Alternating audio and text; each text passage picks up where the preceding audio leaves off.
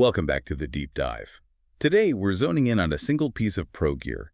It's the Datavideo PTC-140T-12 HDBaseT PTZ camera, along with its HBT-12 receiver. Now, the spec sheets are pretty dense, but our mission today is to cut through all that. We want to find the one thing that really changes the game for installations. And that seems to be this HDBaseT solution. It absolutely is. That's the core of it. HDBaseT is, it's all about consolidation. It's an architecture designed to push all three of the big signals. That's your video, your control, and your power over one single Cat6 cable. A single cable. A single standard network cable. That's the huge efficiency win right there. It just simplifies everything. I mean, that immediately solves the biggest headache for any installer, right?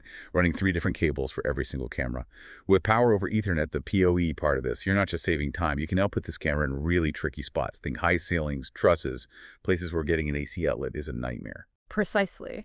And you'd think there'd be a trade-off like with distance, but there isn't. The source material is clear that the receiver box maintains full control up to 100 meters away. Wow, 100 meters. Yeah, and it's marketed as a long-distance 4K solution, so the receiver can handle up to 4K video from the transmitter. It proves you don't have to sacrifice reach for efficiency.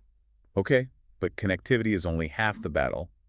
What about the image itself? Does this single cable magic mean you're compromising on optical quality? Not at all, actually. The base specs are really solid. You've got a 12.8-inch CMOS sensor, which gives you full HD in 1920 by 1080p at 60 frames per second.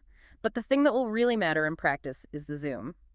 And what are we looking at there? It's a powerful 20x optical zoom with a 10x digital zoom on top of that. 20 times optical is. Yeah. That's serious for a PTZ unit.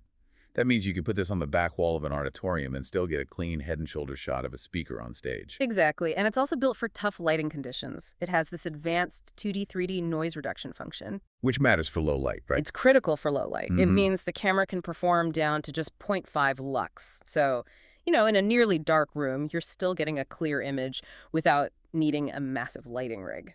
And what about the movement, the PTZ part of it? It's built for production. You get a 340-degree pan range and a tilt from +90 down to -30 degrees. But here's the kicker. 255 presets. 255. So a director can just call up any shot they've programmed instantly. Instantly.